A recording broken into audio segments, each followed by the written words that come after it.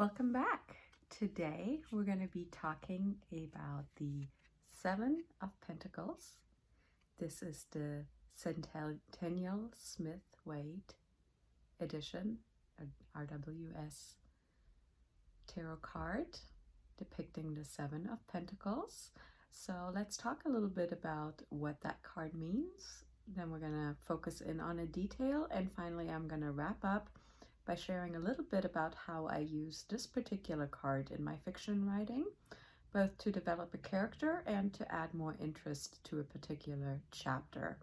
So let's dive right in. So we can see here in the card a person standing there leaning on a garden tool, kind of admiring the results of his hard work and labor. So that's kind of a lot of what the idea behind this card for me is. It is seeing the results of your hard labor. It's really what this card boils down to. It is a feeling of satisfaction, of a job well done. We also have this idea of, now is the time to harvest, to reap all the rewards for your hard work. But notice that he is not really in action. The guy is just standing there, leaning on his garden rake. We'll talk about that a little bit more into detail. Spoiler alert. But he's just standing there and kind of taking a rest, pausing for a moment and looking at everything he has accomplished. So this card is really about doing the hard work and then it paying off. You've done the hard job. If you've ever gardened, there's a lot of preparation that goes in the beginning, and you plant, and then you spend a lot of time waiting and working and caring for this plant, weeding the bed, making sure it has plenty of sunshine, it has plenty of water, it has all the nutrients, keeping the bugs out.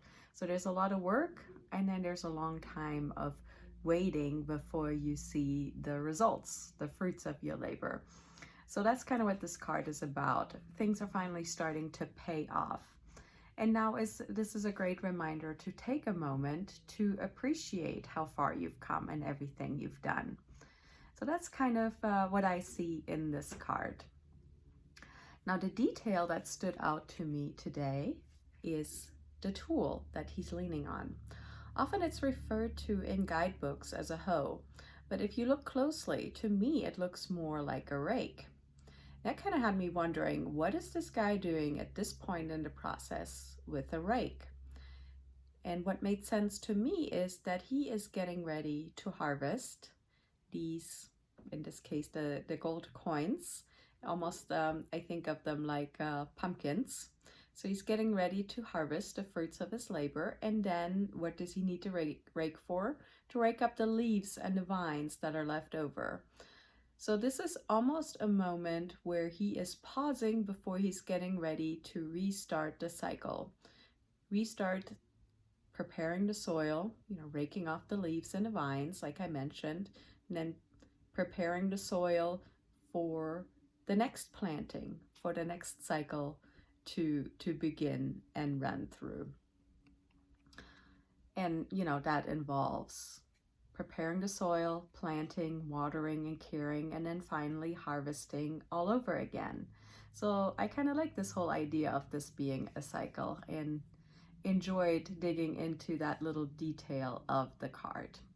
Now let's talk a little bit about fiction. So let me show you this again. How can I use this card in my fiction writing?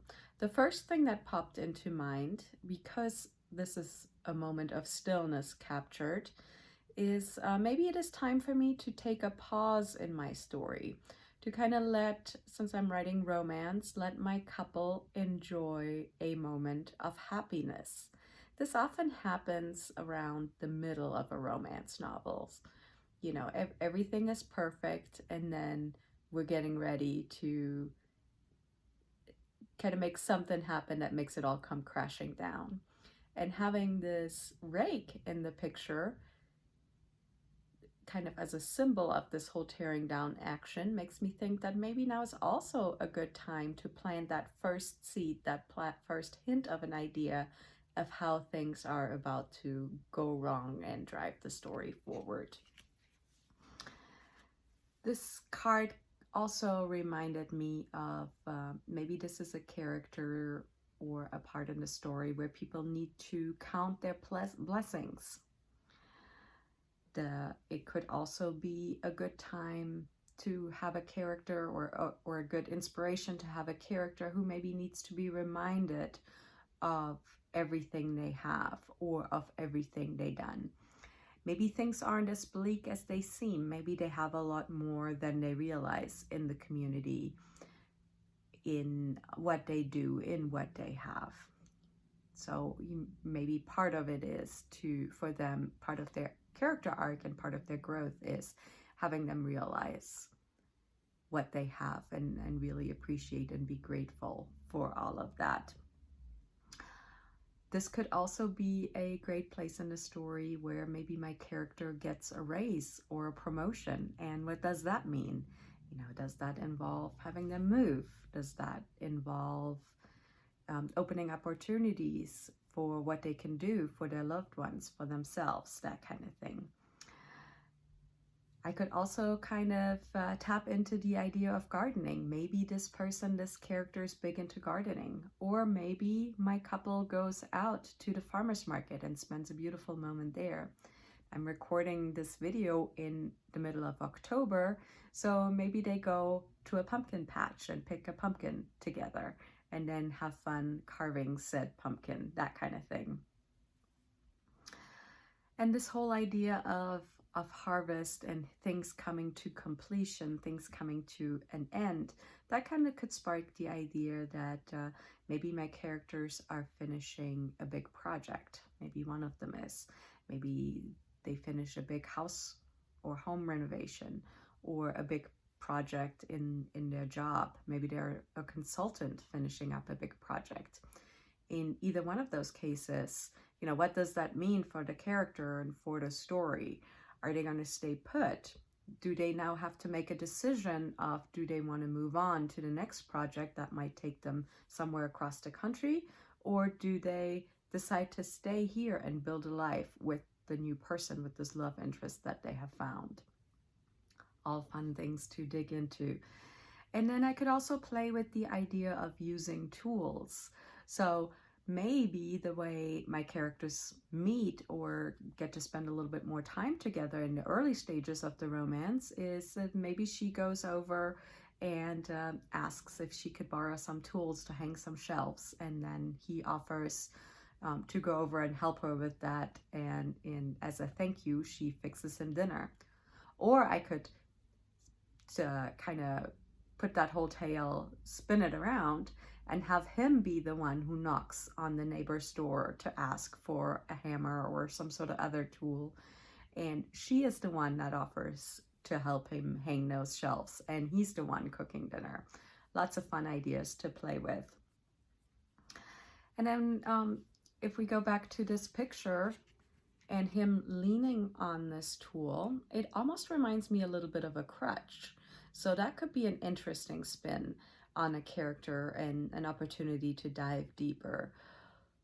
Are they leaning on a crutch? And if so, what is that crutch? And what do they need to learn to overcome it and learn to stand up for themselves and walk on their own again?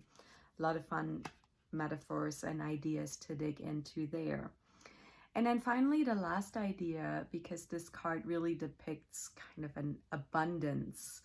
We see 7 large coins on this plant. It's kind of overflowing with this abundance of harvest.